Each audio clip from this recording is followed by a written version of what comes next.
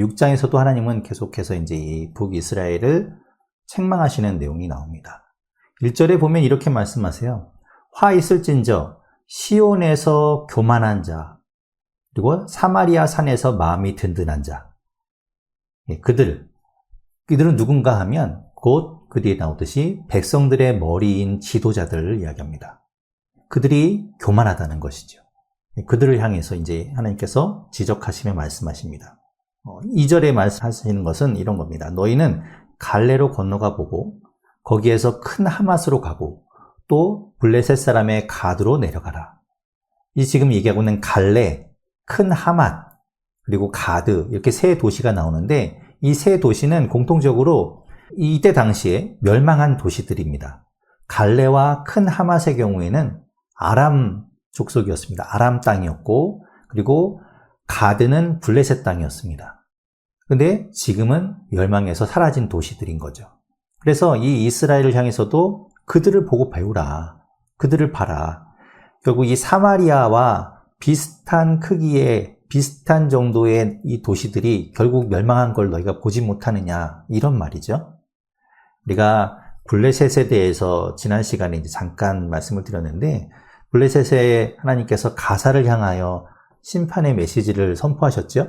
근데 그때 제가 무슨 말씀을 드렸냐면 블레셋은 5개의 족속으로 5개의 방백들이 함께 연합한 그런 나라라고 말씀을 드렸는데 그 중에 하나가 빠졌습니다. 뭐가 빠졌냐면 가드가 빠졌어요. 그런데 여기서 이제 얘기하죠. 다시 우리 본문으로 돌아오면 6장 2절에서 가드를 언급하면서 그 멸망한 그곳을 보라라고 말씀하시는 거죠. 그들을 향해서 이렇게 말씀하십니다. 3절부터 이제 그들이 얼마나 타락하고 있는지, 얼마나 잘못하고 있는지를 하나님께서는 이제 말씀하고 계시죠. 보게 되면 3절에 너희는 흉한 날이 멀다 하여. 흉한 날이라는 건 우리가 5장 18절에서 봤던 여호와의 날이죠. 하나님께서 심판하시는 그 날. 하나님이 벌을 내리실 그 날은 멀다. 오지 않을 거야. 그런 날이 오겠어. 라고 생각한다는 거죠. 그래서 포악한 자리, 백성들에게 횡포를 휘두르는, 백성들을 괴롭게 하는 그 자리를 쫓아간다는 겁니다. 그들의 모습이 어떠한가? 4절에 보면 상아상에 누우며, 우리 지난 시간에 보았던 상아궁도 있었는데 그 귀한 상아를 가지고 침상을 만들고 그리고 그런 곳에서 지내는 것. 아주 그렇게 호의호식하고 또 4절 보면 계속해서 양떼에서 어린 양과 우리에서 송아지를 잡아서 먹고 아주 좋은 고기들만을 취해서 먹고 그리고 5절에 보면 비파 소리에 맞추어 노래를 지절거리고 향락에 빠져 있고 그리고 자기를 위하여 악기를 제조하고 자기를 위해서 노래하게 하고 음악들을 만들게 하고 연주하게 하고 이런 거죠. 그런데 이제 5절에 보면 다윗처럼이라고 돼 있어서 마치 다윗도 그 자기를 위해서 악기를 만들고 노래를 만들고 한 것처럼 우리말엔 그렇게 번역되어 있지만 사실은 그것이 아니라 다윗처럼 악기를 제조한다. 하지만 자기를 위해서 한다라고 이렇게 해석하는 것이 타당하겠죠? 다윗은 자기를 위해서 그런 것들을 하지 않았죠. 누구를 위해서 했는가 하면 하나님을 위해서 했습니다. 하나님을 찬양하기 위해서. 그래서 이 찬양대를 조직하고 악기를 만들고 찬양대를 잘 정비해서 하나님을 예배할 때 하나님께 영광 올려드리고 하나님을 찬양하기 위해서 그런 일들을 했지요. 그 대표적인 것이 바로 시편 아닙니까? 하나님을 찬양하는 시, 노래들을 만든 거죠. 하지만 이 북이스라엘의 지도자들, 고위층에 있는 사람들은 그러지 않았다는 겁니다. 자기를 위해서 백성들을 착취하고 오히려 그들을 이용해 버리는 것이죠. 6절에 보면 대접으로 포도주를 마시며 귀한 기름을 몸에 바르면서 요셉의 환난에 대하여는 근심하지 아니하는 자로다. 대접으로 포도주를 마셔요. 포도주 만들려면 이 농부들이 포도를 따고 그것을 발효시키고 여러 가지 과정을 거치지 않습니까? 그래서 이제 이 백성들이 고위직에게 세금을 납부했겠죠. 지도자들에게. 그런데 그것을 아주 막 허비해버리는 거예요. 대접으로. 아끼지 않고 낭비하고. 기름 또한 마찬가지입니다. 올리브 짠 그 귀한 기름들, 그거 짜는데 얼마나 힘들었겠습니까? 그래서 그렇게 세금처럼 낸 것들을 가지고 몸에 바르는데 그냥 그렇게 낭비하고 쓴다는 거죠. 그러면서도 근심하지 않는다. 환난을 대비하지 않는다. 라고 하나님 질책하고 계시는 거죠. 그래서 7절에 말씀합니다. 그러므로 그들이 이제는 사로잡힌 자 중에 앞서 사로잡히리니 가장 먼저 그들을 하나님 심판하시겠다. 기지개 켜는 자의 떠드는 소리가 그치리라. 이렇게 향락을 즐기고 백성을 착취하고 그렇게 허비하고 낭비하고 교만한 이 자들을 하나님은 심판하신다 말씀하시는 것이죠. 그래서 그 뒤에 이제 그런 말씀들을 하십니다. 9절에도 보면 한 집에 10사람이 남는다 해도 다 죽을 것이다. 하나님 분명하게 심판하신다 말씀하시죠. 근데 보다 보면 이제 이 부분이 살짝 걸릴 수도 있습니다. 8절에 보면 8절 중간에 이렇게 말씀하세요. 하나님이 이제 심판을 말씀하시는데 내가 야곱의 영광을 싫어하며 라고 이야기하시죠. 마치 이 북이스라엘을 시기하고 질투하고 샘나는 것처럼 말씀하시죠. 그런데 여기서 보면 이 야곱의 영광이라는 이 영광이라는 단어가 어떤 뜻도 가지고 있냐면 교만이라는 뜻도 가지고 있습니다. 그래서 여기서는 이 야곱이 교만한 것을 하나님이 싫어하신다라고 해석하는 것이 좀 더 자연스럽습니다. 그래서 그것을 심판하신다 말씀하시죠. 그래서 10절, 11절에도 그 모든 것들을 하나님께서 심판하신다는 내용들을 말씀하고 있습니다. 우리가 이제 보았듯이 5장 24절에서도 하나님이 정의와 공의를 말씀하셨는데 12절에서도 그 이야기를 하시죠. 말들이 어찌 바위 위에서 달리겠으며 소가 어찌 거기서 밭갈겠느냐.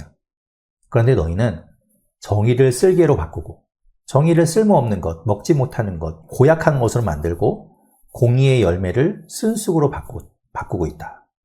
하나님이 말씀하신 정의와 공의를 그렇게 없을 것으로 만들어버렸다라고 이야기하고 계시는 거죠.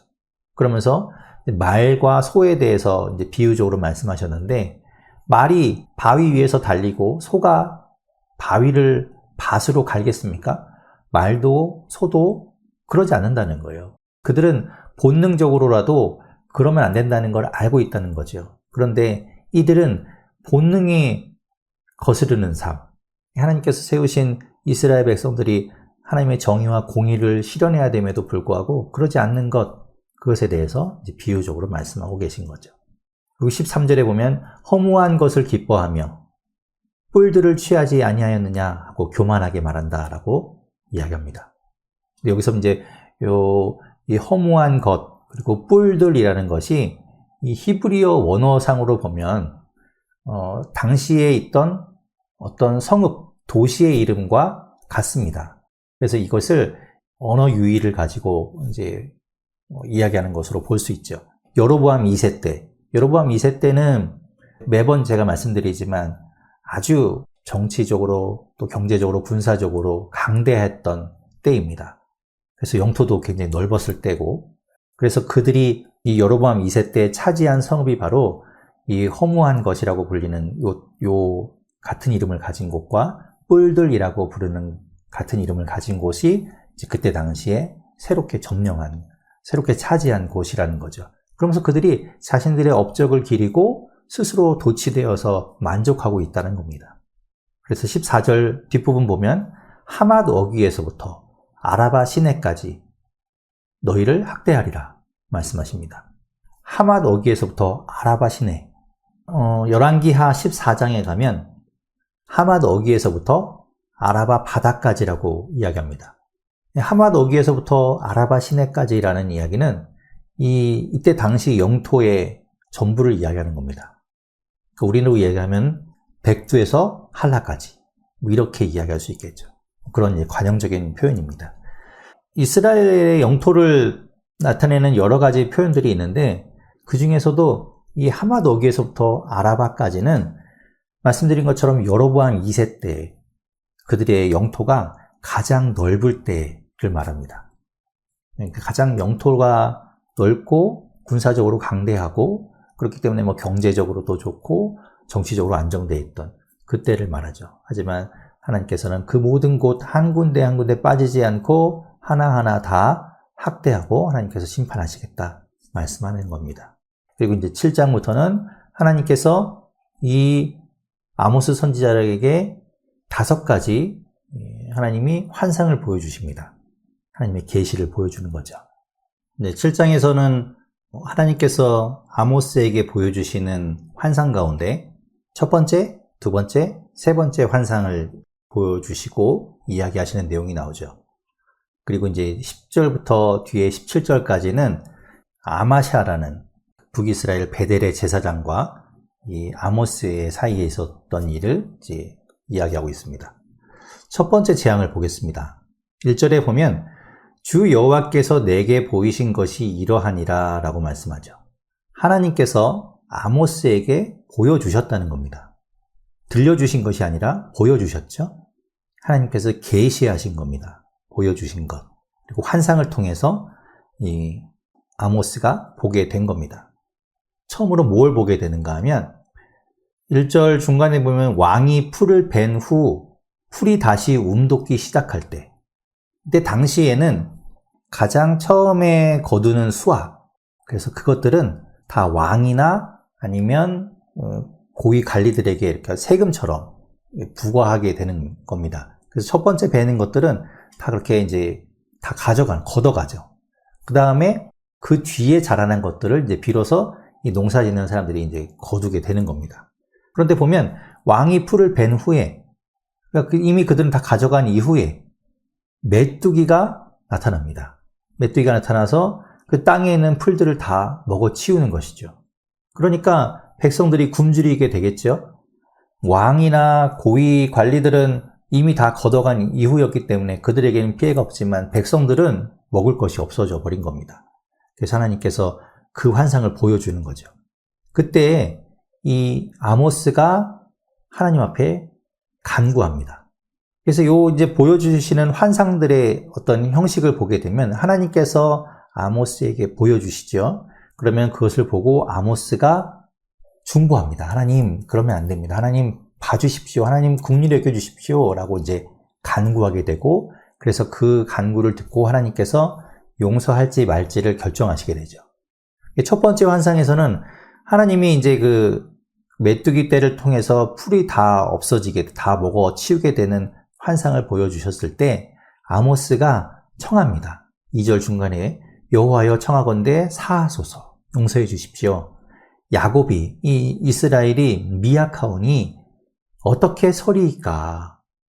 그러면 이들이 어떻게 살겠습니까? 이들은 힘이 없는데, 너무 약한데 그렇게 메뚜기 떼의 공격을 받으면 이들은 죽고 말 겁니다. 라고 이제 하나님 앞에 간구하죠. 하나님이 용서해 그들을 불쌍히 여겨주십시오. 라고 이야기합니다. 그때 하나님께서 3절에 보면 이에 대하여 뜻을 돌이키셨다라고 말씀하시죠. 하나님은 아모스의 이 간구를 듣고 첫 번째 환상에서, 첫 번째 재앙에서 하나님께서는 그것을 돌이켜서 이제 용서하시기로 마음을 바꾸십니다. 그리고 이제 4절부터 이제 두 번째 환상을 보여주십니다. 마찬가지로 여호와께서 보여주시죠. 어떤 환상인가 하면 4절 중간에 보면 불로 징벌하는 환상을 보여주십니다. 그래서 불이 큰 바다를 삼킨다라고 말하죠. 큰 바다라는 건 이 바다라는 말은 깊음, 아주 깊은 물을 이야기하기도 합니다. 세상이라고 말할 수 있는, 세상의 근원도 되기도 하는 그 아주 깊은 곳. 그래서 다른 번역 성경에서는 이거를 큰 바다를 지하수라고도 번역하기도 합니다. 어쨌든 그런 깊은 땅속 깊은 바다 깊은 곳도 하나님께서 불을 가지고 벌하시고 또 육지까지도 그 불로 징벌하신다라고 말씀하시죠. 불의 재앙. 하나님께서 두 번째로 그것을 보여주십니다. 그때 또한 이 아모스는 하나님 앞에 간구하죠. 청하건대 그치소서. 똑같이 이야기합니다. 야곱이 미약하오니 어떻게 서리이까? 용서해 주십시오. 불쌍히 여겨 주십시오. 그때 6절에 보면 하나님이 또 뜻을 돌이키십니다. 그래서 두 번째 환상까지 넘어가게 돼요. 그리고 이제 7절부터는 세 번째 환상을 보여주십니다. 근데 여기서부터 조금 달라집니다. 하나님이 보여주시는 건 똑같아요. 7절 처음에 보면 내게 보이신 것이 이러하니라 라고 말씀하시죠. 그런데 하나님이 어떤 환상을 세 번째로 보여주시는가 하면 주께서 손에 다림줄을 잡고 그 쌓은 담 곁에 서 계신 환상을 보여주십니다. 다림줄이라는 것이 무엇인가 하면 줄 끝에 추나 어떤 돌을 달아서 그것이 이제 수직으로 잘 쌓여 있는지를 확인하는 그런 줄이죠. 그래서 이것이 기울어진 정도가 너무 심하면 다시 쌓아야 되겠죠. 무너뜨리고 다시 쌓아야 됩니다. 안 그러면 큰 사고가 나고 아무 힘도 없기 때문에. 그래서 이 다림줄을 잡고 섰다라는 이야기는 평가한다는 이야기고, 측량한다는 이야기고, 그리고 건축에서 얘기하는 감리, 그래서 확인하는 겁니다. 그렇게 이제 하나님께서 그러신다는 거죠. 이 이스라엘을 다림줄을 가지고 그들의 죄악과 그들이 지금까지 했던 것들을 측량하신다. 그래서 잘못된 것들을 허물고 하나님께서 벌하신다. 이런 환상인 겁니다. 그걸 보여주죠. 그런데 이때는 세 번째는 아모스가 그 환상을 보고 이야기할, 하나님 앞에 간구할 겨를조차 없이 하나님께서는 바로 이야기하십니다. 이것이 8절이죠. 내가 뭘 보느냐라고 물어보시고 하나님께서 이렇게 말씀하십니다. 8절 끝에 보면 내가 다림줄을 내 백성 이스라엘 가운데 두고 다시는 용서하지 아니하리니. 이 앞에 첫 번째, 두 번째는 마음을 돌이키셨는데, 뜻을 돌이키셨는데 이 세 번째는 내가 용서하지 않겠다. 용서 이제 없습니다. 용서하지 않겠다. 라고 말씀하시죠. 아예 일방적으로 선포해 버리시는 겁니다. 이 9절에 보면 이삭의 산당들이 황폐하게 될 것이고 이스라엘의 성소들이 파괴될 것이다 라고 말씀합니다. 그리고 여로보암의 집을 칠 거다라고 하나님 말씀하시죠. 근데 여기서 보면 이스라엘의 성소라는 건 이스라엘에서 제사하던, 그들이 그 예배의 장소로 사용하던, 이방을 섬기던, 금송아지를 놓았던 베델과 단 이런 것처럼 아주 그런 곳을 이야기하는 것이고, 여로보암의 집이라는 것도 이제 그들의 왕궁을 이야기하는 걸 텐데, 우리가 좀 익숙하지 않은 그런 표현이 있죠. 이삭의 산당들. 이게 뭔가? 이삭의 산당이라는 것이 무엇인가? 한 번도 나온 적이 없기 때문에 좀 생소합니다. 그래서 이삭의 산당이라는 것이 무엇인지를 정확하게 알기는 좀 어렵습니다. 이제 이 단어를 가지고 이제 여러 가지로 해석을 하죠. 이삭의 산당이라는 것이 이삭의 자손들이기 때문에 그 이삭의 자손들인데도 그 이삭처럼, 이삭은 자신의 아버지가 자기를 죽이려고 할 때도 순종했던 사람이니까 그렇지 못한 것에 대한 비유적인 표현이라고도 보기도 하고, 또 이삭이라는 뜻이 웃음이라는 뜻을 가지고 있습니다. 그래서 이삭의 산당이라는 것이 그들이 산당으로 섬기고 있는, 그 제사하고 있는 그곳을 아주 웃음거리로 하나님이 비유적으로 말씀하시는 것이다 라고 해석하기도 하고, 어쨌든 그렇게 이제 정확하게 이 이삭의 산당이라는 것이 무엇인지를 알 수는 없지만, 분명한 것은 그들이 이방신을 섬기고 음란을 행하고 그렇게 하나님을 제대로 예배하지 않던 그 산당들, 제단들이 있던 그곳을 이야기하는 것이죠. 그래서 그곳을 하나님께서 황폐하게 했다라고 이야기하시고 계십니다. 자, 그리고 이제 10절부터 17절까지는 그 아모스와 베델의 제사장인 아마샤 가운데 일어난 일화를 이제 이야기하고 있죠. 10절에 보면 그때에 베델의 제사장 아마샤가 이제 등장을 합니다. 베델의 제사장, 금송아지가 있던 곳이 베델이었죠. 단과 베델이라고 했는데, 단은 아마도 파괴되거나 빼앗겼을 가능성이 있고, 이 남쪽에 있던, 이 남유다와 경계쯤에 있던 이 베델은 남아있었을 가능성이 있습니다. 그래서 이 베델에서 제사가 계속 거행되고 있었을 것이고, 그랬다면 북이스라엘의 가장 성지가 바로 이 베델이 될 터인데, 그곳에 있던 제사장 아마샤라고 한다면 남유다에서 이야기하는 대제사장에 해당되는 그런 정도의 지위를 가지고 있던 사람이었을 겁니다. 다른 곳에 나오지 않으니까 정확하게 알 수는 없지만, 어쨌든 이 베델의 제사장이 그 정도의 지위를 가지고 있었기 때문에 10절에서 이야기하듯이 이스라엘의 왕 여로보암에게 자기가 사신을 보내서 왕한테 직접 이제 이야기할 수도 있고, 또 뒤에 보면 자기가 마치 왕의 명을 받아서 하는 것처럼 독자적으로 어떤 행동을 할 수도 있는 그 정도의 지위를 갖고 있던 사람이었던 것이죠. 그래서 이 아마샤가 이스라엘 왕에게, 그 여로보암에게 사람을 보내서 이렇게 말합니다. 10절 뒤에 보면 이스라엘 족속 중에 아모스가 왕을 모반하나니. 아마샤는 아모스를 어떻게 표현하는가 하면 11절에 이제 이런 이야기를 합니다. 아모스가 이런 이야기를 합니다 라고 이야기하면서 여로보암은 칼에 죽을 것이고 이스라엘은 반드시 사로잡혀서 그 땅을 떠나가게 될 것이다 라고 이제 이야기하죠. 그것이 이제 이 아마샤가 잘못 전하고 있다는 것이, 이 거짓 선지자라는 것이 뭐냐면 이것이 하나님이 이 아모스를 통해서 하시는 말씀입니다, 이렇게 하나님의 뜻입니다라는 걸 전혀 다 빼버리죠. 그런 내용들은 다 빼고 뭐만 얘기합니까?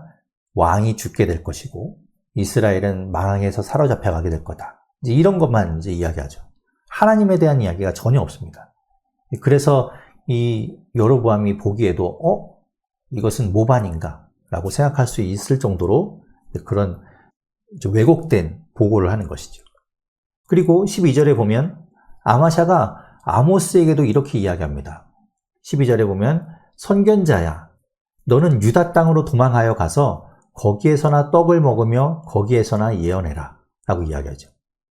너 원래 있던 곳으로 돌아가라는 겁니다. 아모스가 유다 사람이라는 것, 남유다 출신이라는 걸 알고 있죠. 그래서 돌아가라 라고 이야기하죠. 그리고 거기에서나 떡을 먹으며 거기에서나 예언하고 라는 말은 무슨 말인가 하면, 베델의 제사장, 북이스라엘의 제사장의 경우에는 국가의 녹을 받고 있던 사람들이었습니다. 그러니까 이 정치와 떨어질 수가 없었죠. 정치와 일치되어 있었기 때문에 왕이 좋아하는 예언들만을 하는 겁니다. 그러니까 돈을 받고, 그러니까 나라의 녹을 받기 때문에 다른 말을 할 수 없죠. 자신의 이제 생계가 달린 일이기 때문에. 그러니까 늘 왕을 위해서 좋은 이야기만 해주고 그랬던 사람들이 아첨하는 사람들이었던 것이죠. 그래서 떡을 먹으며 예언한다는 이 말이 바로 직업적으로 국가에 소속되어서 직업적으로 예언하는 사람들, 그런 사람들을 이야기합니다. 그러니까 이 아마샤가 아모스에게 너 돌아가서 너의 땅으로 가서 그런 거 해라 라고 이야기하는 것이지. 그러면서 13절에 다시는 베델에서 예언하지 말라 라고 이야기합니다. 지금 아모스가 베델에서 하나님의 말씀을 선포하고 예언하고 있었다는 걸 알 수 있죠. 거기에 대해서 아모스가 아마샤에게 14절에 이렇게 대답합니다. 나는 선지자가 아니며 선지자의 아들도 아니라, 나는 너희처럼 나라의 녹을 받고 그렇게 소속되어서 왕에게 잘 보이기 위해서 예언하던 그런 선지자도 아니다 라고 이야기하죠. 그럼 나는 누군가? 나는 목자요 뽕나무를 재배하는 자다 라고 이야기합니다. 그러니까 내가 돈을 받고서 내가 먹고 살기 위해서 예언을 하는 것이 아니라, 나는 그런 것과 상관이 없다, 내가 먹고 살기 위해서 하는 것이 아니다 라고 이야기하고 있는 겁니다. 하나님께서 예언하라고 하셨기 때문에 예언할 수밖에 없다라는 것을 강변하고 있습니다. 그런 것들이 이제 15절, 16절의 내용이고, 16절 중간에 보면 이삭의 집이라고 해서 이제 북이스라엘을 향해서도 또 그렇게 표현해서 이야기합니다. 그리고 17절에 보면 여호와께서 이와 같이 말씀하시기를 하면서 이 아모스를 통해서 하나님께서 아마샤, 이 베델의 제사장인 아마샤에게 어떤 말씀을 전하는가, 그것을 이 아마샤를 향한 예언을 말씀하고 있습니다.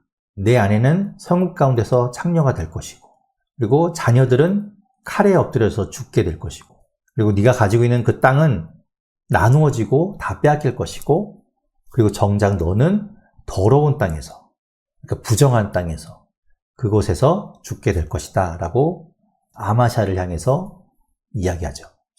그리고 마지막에 그 이스라엘은 반드시 사로잡혀서 반드시 망하게 돼서 그의 땅에서 떠나가게 될 것이다 라고 이 아모스가 아마샤에게 이야기합니다.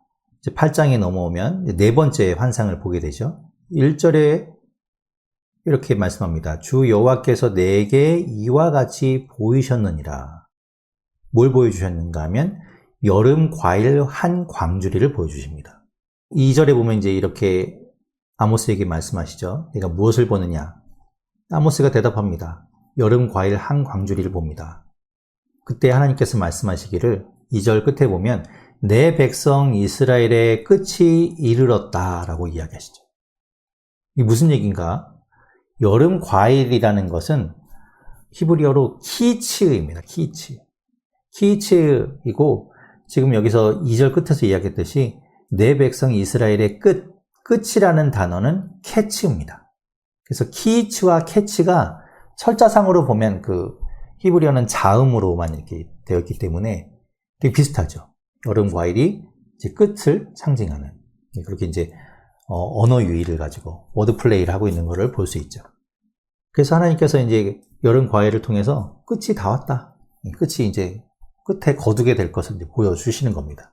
그리고 2절 끝에도 계속해서 이야기하듯이 그를 용서하지 아니하리니 용서하지 않겠다 말씀하시죠. 3절에 보면 궁전의 노래가 애곡으로 변할 것이며 그곳에서 아까 우리가 보았듯이 향락을 즐기고 자신들을 위해서 노래를 만들고 연주를 하고 먹고 마시고 막 흥청망청 그랬는데 이제 그 노래가 애곡이 될 것이고 곳곳에 시체가 많아서 사람이 잠잠히 그 시체들을 내어버리리라. 장사를 제대로 지낼 수가 없을 정도로 그래서 그냥 몰래 갖다 버릴 정도로 그렇게 하나님께서 벌하신다 말씀하시죠. 이 아모스서에서는 하나님께서 특별히 이 북이스라엘의 지도자들 또 그들의 어떤 고위층, 가진 자들, 부자들을 향해서 하나님께서 계속 말씀하시는 것들을 볼 수 있어요. 4절에도 보면 이렇게 이야기하시죠. 가난한 자를 삼키며 땅에 힘없는 자를 망하게 하려는 자들아. 지도자들, 지위를 가지고 있는 사람들을 이야기하죠. 그들을 향해서 하나님 말씀하십니다. 그들이 얼마나 타락했는가. 5절에 보면 이렇게 이야기합니다. 너희가 이르기를 월삭이 언제 지나서 우리가 곡식을 팔며 안식일이 언제 지나서 우리가 밀을 내게 할꼬. 월삭 매달의 첫날입니다. 그날은 하나님 앞에 안식일처럼 아무것도 하지 않고 성회로 이제 지내게 되죠. 성회로 모여서 거룩하게 지내게 되고 안식일은 우리가 아는 것처럼 아무 일도 하지 않는 날입니다. 그러니까 뭐 당연히 장사 같은 거 할 수 없죠. 근데 그들은 뭐라고 얘기하는가 하면 이 월삭, 안식일 원래 의미 하나님을 생각하고 하나님을 예배하고 뭐 그런 거 중요하지 않다. 뭐가 더 중요한가? 빨리 이 날이 지나가서 빨리 아무것도 못하는 그날이 빨리 지나가서 빨리 내가 장사를 하고 빨리 조금이라도 돈을 벌고 이런 것만 생각한다는 거죠. 바뀌어 있는 겁니다.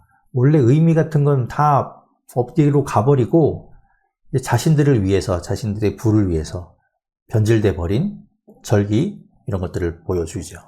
그렇다고 해서 이들이 아주 정직하게 장사하고 그런가 하면 그런 것도 아닙니다. 5절 뒤에 보면 에바를 작게 하고 작게 해서 속인다는 거예요. 그리고 돈을 받을 때는 그 돈통은 더 크게 하는 거죠. 3개를 크게 해서 또 거짓 저울을 속여서 그러니까 작게 주면서 많이 받으려고 하는 그런 아주 부당한 이득을 취하는 그런 그들의 모습을 보여주는 겁니다.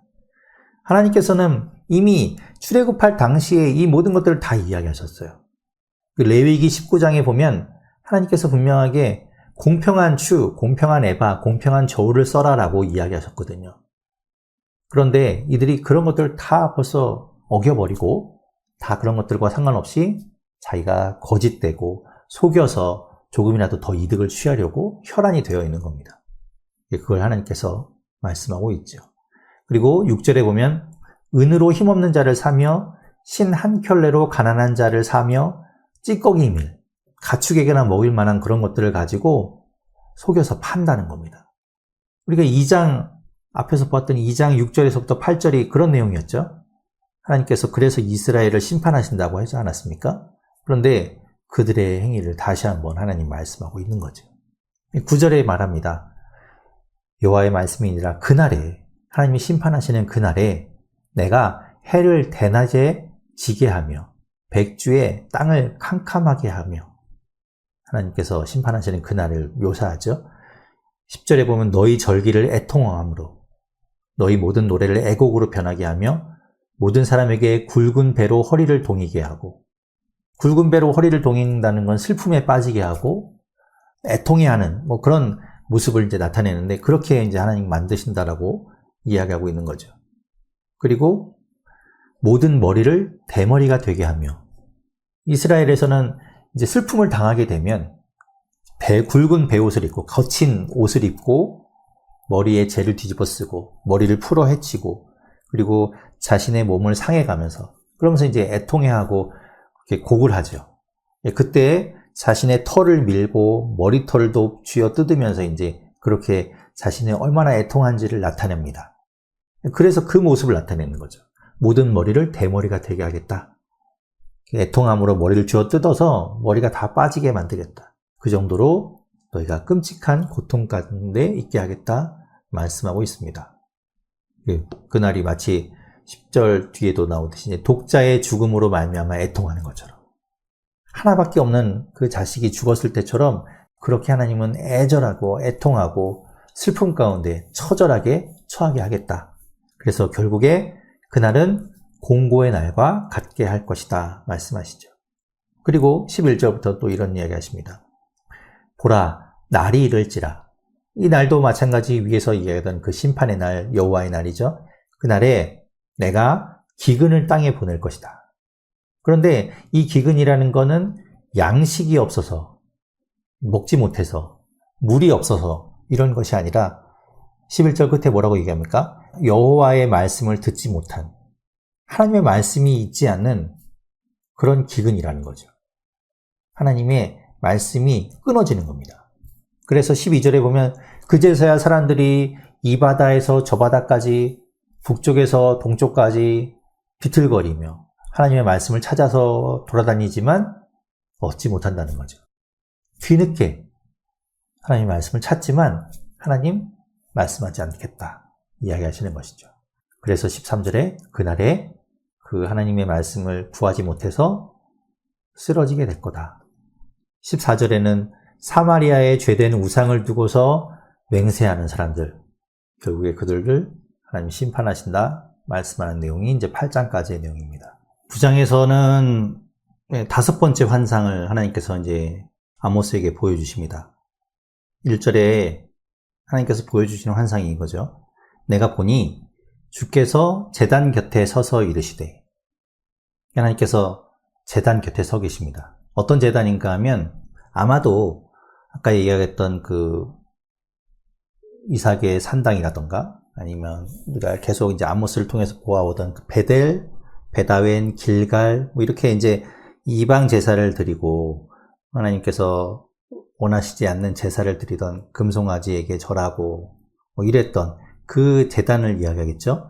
그곳에 서서 하나님께서 말씀하십니다. 기둥 머리를 쳐서 문지방이 움직이게 하며 그것으로 부서져서 무리의 머리에 떨어지게 하라. 그 제단에서 이방신에게 또 금송아지에게 우상에게 예배하고 절하고 온갖 음행을 저지르던 그들의 머리 위에 그 제단이 무너져서 떨어지게 하라는 거죠. 심판하시는 거죠. 그리고 그 가운데 이제 살아남은 사람들이 있을 때 하나님께서는 그 남은 자를 칼로 죽이겠다.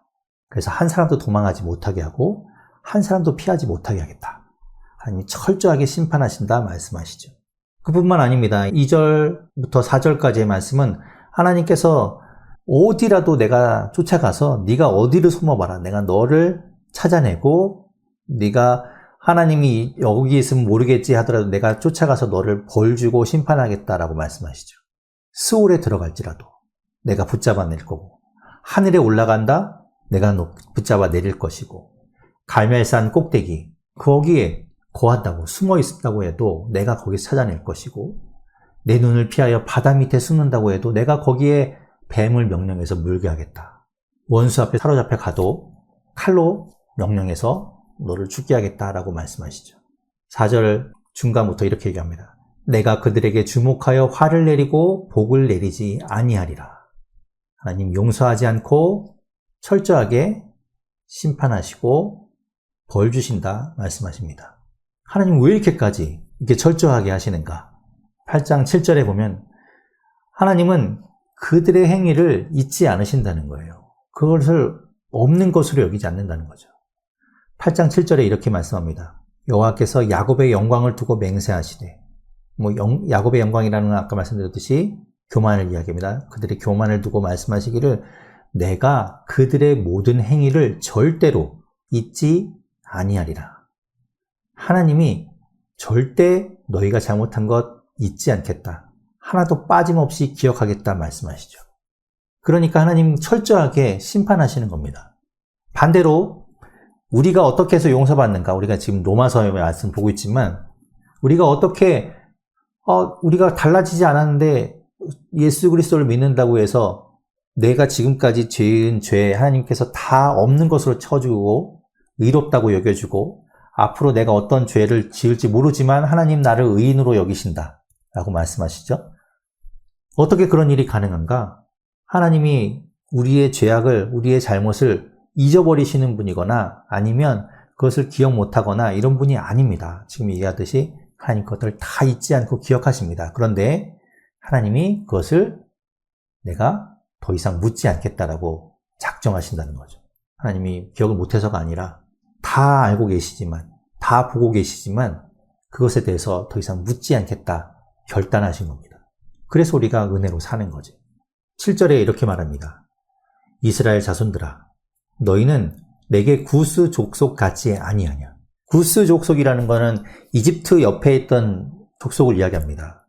이집트와 함께 구스가 아주 강대국이었는데 그들 결국에는 이스라엘이 하나님 앞에 선택된 민족이지만 하나님의 말씀을 듣지 않고 범죄하면 결국 다른 나라와 같이 취급하시겠다 말씀하시는 것이죠. 내가 이스라엘을 애굽 땅에서 불러낸 것처럼 블레셋 사람을 갑돌이라는 곳, 그곳에서 블레셋을 일으키고 블레셋을 번성하게 한 것처럼 아람 사람을 기르라는 곳에서 일으키고 번성케 한 것처럼. 그래서 8절 중간에 보면 야곱의 집은 다 멸하시지만 그렇다고 해서 하나님께서 완전하게 다 그냥 멸종시키지는 않는다라고 이야기하시죠. 하나님 그것이 하나님의 뜻은 아니니까.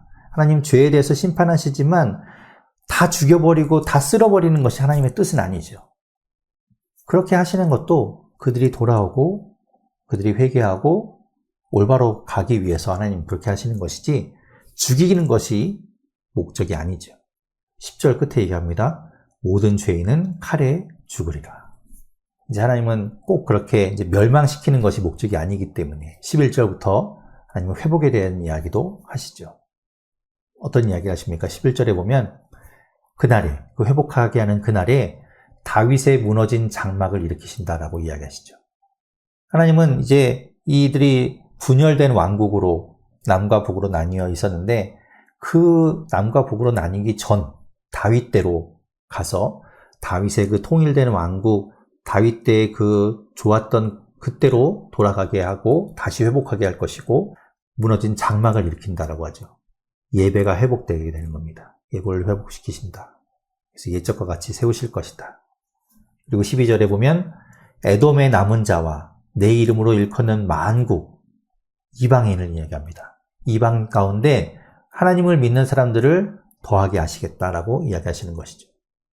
이제 이것은 사도행전 15장 16절에서 보면 야고보 사도가 이 이방인에게 복음을 전할 것인가를 두고 예루살렘에서 회의할 때 그때 이 야고보 사도, 예수님의 동생이었던 야고보가 이 말씀을 인용해서 하나님께서 복음을 이방인에게도 전하고 이방인도 하나님께서 받으신다라는 것을 이제 그때 이야기합니다. 그렇게 해석을 했던 걸 볼 수 있는데 그것을 이야기하죠. 이방인이 구원받게 될 것이다. 그리고 13절에 보면 14절과 13절은 이제 그때에 맞게 되는 풍요에 대해서 이야기합니다. 파종하는 자가 추수하는 자 뒤를 바로 이어서 간다는 거죠. 아주 농사가 잘 되고 또 많은 것을 거두게 되는데 그리고 포도를 밟는 자가 씨 뿌리는 자 뒤에서 얻게 되는 것. 그렇게 빨리빨리 막 곡식이 얻어지고 부하게 되고 풍요를 맞게 되는 걸 이야기하죠. 산들은 단 포도주를 흘리게 되고 그런 걸 이야기하죠. 14절에 보면 사로잡혀갔던 자들이 돌아와서 그것들을 다시 회복한다라고 이야기하십니다. 그래서 포도원을 갖고 과원을 만들고 열매를 먹게 될 것이다. 마지막 15절은 하나님께서 이들을 향하여 약속하십니다. 내가 그들을 그들의 땅에 심을 것이다. 그들이 내가 준 땅에서 다시는 뽑히지 아니하리라 하나님 약속하시죠. 하나님이 심으시면 다시는 뽑히지 않을 것이다. 누구도 그것을 뽑지 못한다 이야기하시는 겁니다. 하나님이 보호에 대한 약속을 말씀하고 있습니다. 자, 이렇게 해서 이제 아모스 말씀을 우리가 다 보았습니다. 이 아모스를 통해서 말씀하시는 것은 보았듯이 공의와 정의였습니다. 가진 자, 지도자, 배운 사람들, 권력을 가진 사람들, 이들이 올바르게 하나님 말씀대로 살지 않을 때 하나님이 그들에게 심판하고 물으신다라고 말씀하죠. 오늘 우리는 그런 것들을 생각해 봐야 될 겁니다. 하나님이 우리를 세우셨는데 우리가 과연 우리의 이익을 위해서 속이고 부정을 저지르고 그것을 아무렇지도 않게 여기는가? 하나님이 우리에게 원하시는 건 공의를, 정의를 이 땅 가운데 실현하는 것, 하나님의 정의와 공의를 세워가는 것, 그것인 줄로 믿습니다.